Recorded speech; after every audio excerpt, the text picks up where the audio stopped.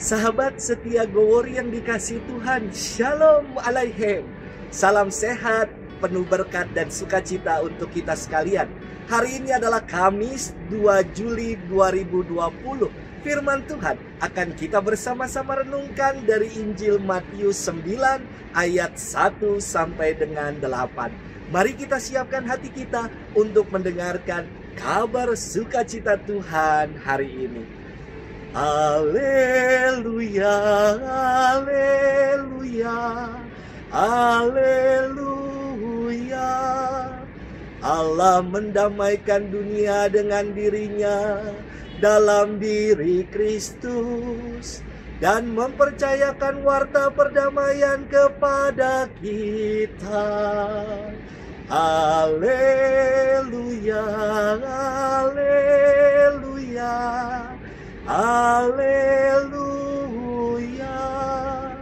Tuhan bersamamu dan bersama rohmu. Inilah Injil Yesus Kristus menurut Santo Matius. Dimuliakanlah Tuhan.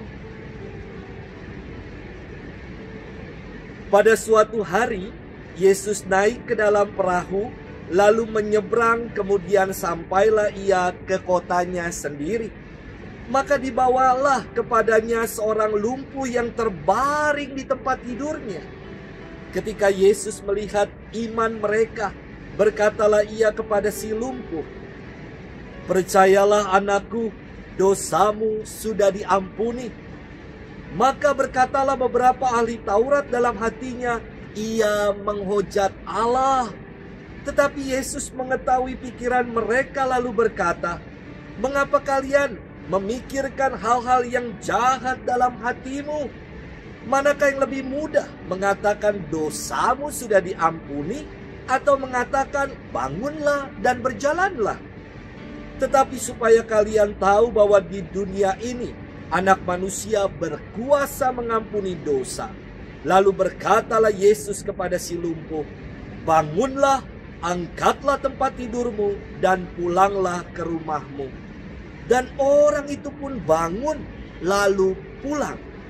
Maka orang banyak yang melihat hal itu takut, lalu memuliakan Allah karena ia telah memberi kuasa demikian besar kepada manusia. Demikianlah Injil Tuhan. Terpujilah Kristus. Sahabat setia Gowori yang dikasihi Tuhan, Shalom. Saya ingin membuat sebuah adegan untuk renungan hari ini.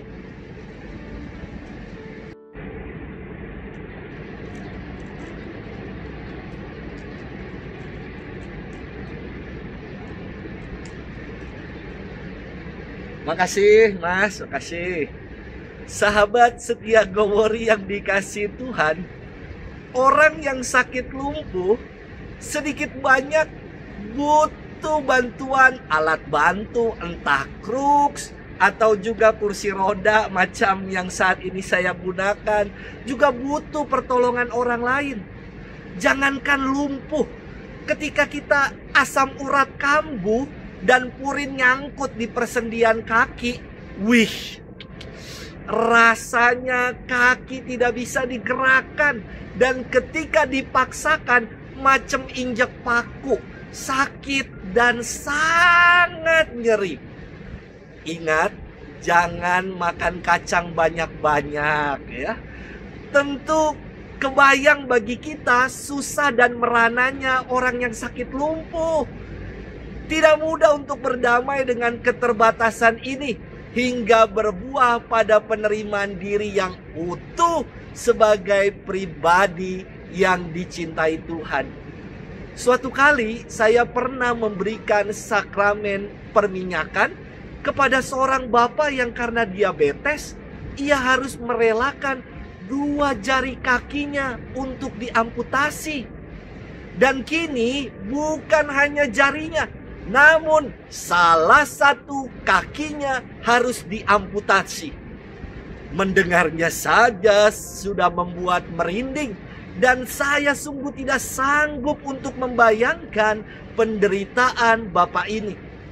Bapak ini mengatakan kepada saya, "Romo, Setelah perminyakan, saya mau menerima sakramen tobat ya.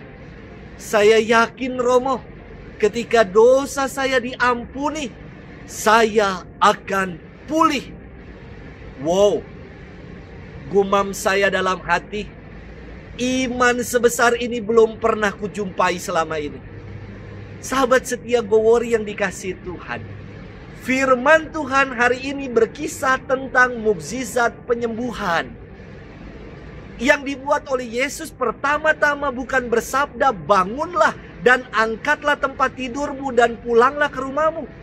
Yesus di awal mengatakan, percayalah anakku, dosamu sudah diampuni.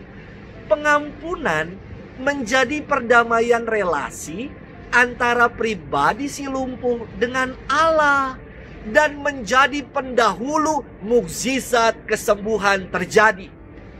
Persis yang dikatakan Bapak yang saya kisahkan tadi. Ia sungguh yakin dan percaya dengan rahmat pengampunan, maka ia akan pulih. Sungguh iman yang penuh pengharapan akan Allah yang Maha Kuasa. Sahabat setia Gowori yang dikasihi Tuhan, kelumpuhan tidak hanya perkara fisik, namun di dalam firman hari ini kita dapat menyaksikan kelumpuhan iman dari para ahli Taurat yang dalam hatinya diliputi kedengkian, iri hati, kemarahan, dan segala kejahatan. Di zaman ini lebih banyak orang yang menderita kelumpuhan iman, yang berimbas pada susah melihat orang senang dan senang melihat orang lain susah. Yesus menyatakan kesejatian dirinya dengan berkata, tetapi supaya kalian tahu bahwa di dunia ini Anak Manusia berkuasa mengampuni dosa. Selesai peristiwa pengampunan, mukjizat pun terjadi. Wah. Jangan biarkan iman kita menjadi lumpuh. Segarkan selalu iman kita dengan menimba inspirasi dari sabda Allah. Tuhan memberkati kita sekalian di dalam nama Bapa dan Putra dan Roh Kudus. Amin.